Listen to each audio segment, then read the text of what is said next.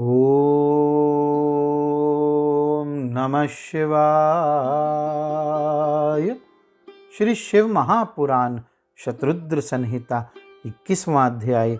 नंदीश्वर बोले, हे मुने, हे ब्रह्मपुत्र, अब शिवजी के एक और श्रेष्ठ अवतार को प्रीतिपूर्वक सुनिए, जो सुनने वालों की सभी कामनाओं को पूर्ण करने वाला है।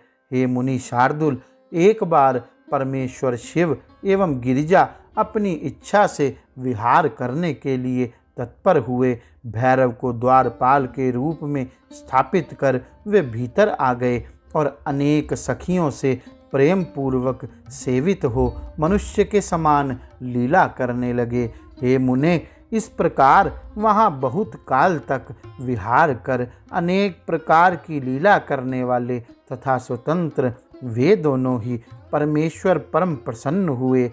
तदंतर परम स्वतंत्र वे शिवा लीलावशात उन्मत्त वेश में शिवजी की आज्ञा से द्वार पर आई। तब उन देवी को साधारण नारी की दृष्टि से देखकर उनके उस उन्मत्त रूप से भ्रमित हुए। भैरव ने उन्हें बाहर जाने से रोका। हे मुने, जब भैरव ने देवी को एक सामान्य नारी की दृष्टि से देखा, तब वे देवी शिवा क्रोधित हो गई और उन अंबिका ने उन्हें शाप दे दिया। शिवा बोली, हे पुरुषाधम, हे भैरव, तुम मुझे सामान्य स्त्री की दृष्टि से देख रहे हो, इसलिए तुम पृथ्वी पर मनुष्य रूप धारण करो। नंदीश्वर बोले, हे मुने, इस प्रकार जब पार्वती ने भैरव को शाप दे दिया, तब महान हाहाकार मच गया। पार्वती की इस लीला से भैरव अत्यंत दुखी हुए।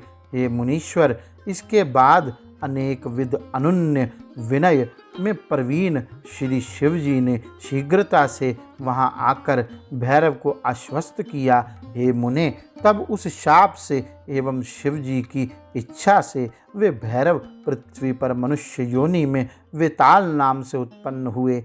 उनके स्नेह से लौकिक गति का आश्रय ग्रहण कर उत्तम लीलाओं वाले वे प्रभु शिवजी भी पार्वती के साथ पृथ्वी पर अवतरित हुए। हे मुने, शिवजी महेश नाम से तथा पार्वती जी शारदा नाम से प्रसिद्ध हुई और नाना प्रकार की लीलाएं करने में प्रवीण वे दोनों प्रेम पूर्वक उत्तम लीला करते रहे।